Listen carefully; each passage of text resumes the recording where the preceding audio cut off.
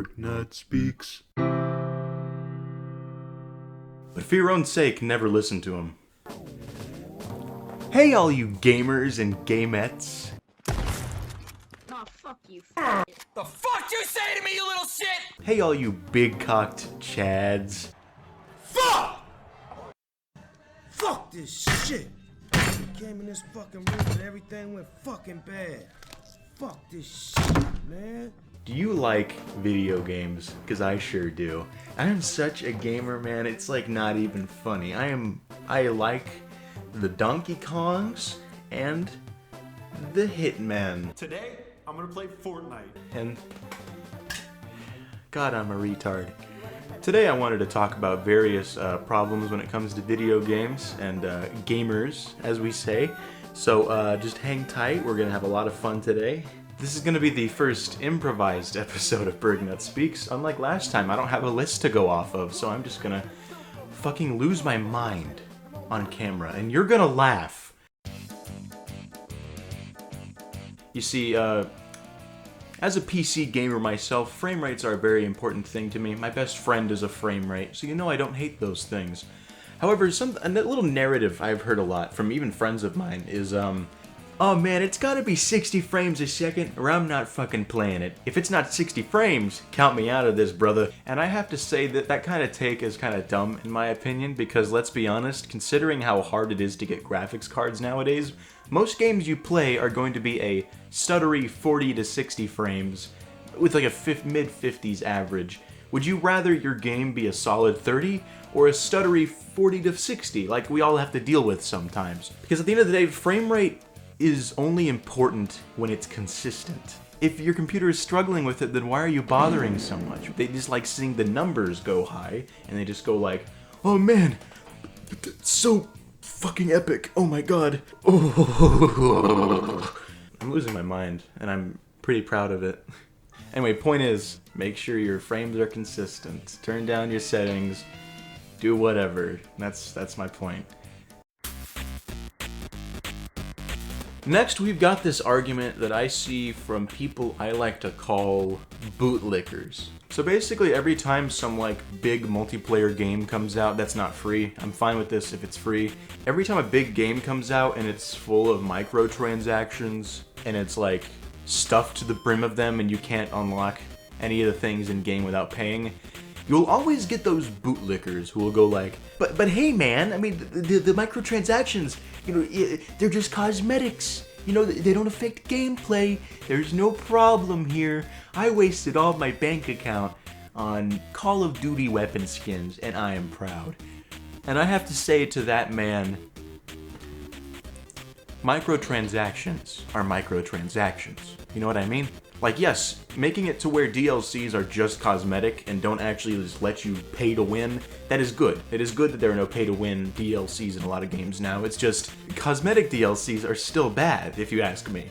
Back in like the 2000s, early 2010s, when you played a video game, like an online game, the skins you would unlock and the cosmetics you would get were from how much you played. But nowadays, it's all locked behind like 99 cents or $2.99. Because like nobody wants to look like Joseph Default Man. No one wants to have the default skin because that makes you look generic. That makes you look like a little pussy boy, you know? So you're being encouraged to pay money. So you're unique in a video game. And people still defend it like, oh, it's only cosmetic, bro. Why are you so mad? Because the bar has been lowered for the last 10 years. Next up, we have this little sub-community you usually see in places like Reddit. It's basically these people who, I'll compare them to like aristocrats, okay? Because they're just like aristocrats, they're incredibly insane and out of touch.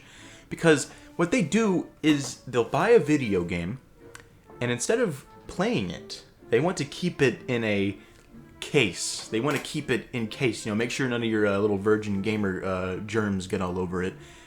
I don't know why this is such a concern to you. These are video games, but whatever. But they'll keep these in these cases to keep them as pristine and clean as humanly possible. I remember like last year, like a copy of Mario Brothers sold for like $1 million. Or or something because it was like boxed and not opened or whatever. And like how people are so obsessed with keeping games sealed that like they will grade your game collection based on how sealed your games are. What dystopian future do we live in where we judge each other based on what we have sealed in a box? There are loud noises outside of my house, and I'm waiting for them to subside. Oh my god, why are they making sounds? What is going on out here?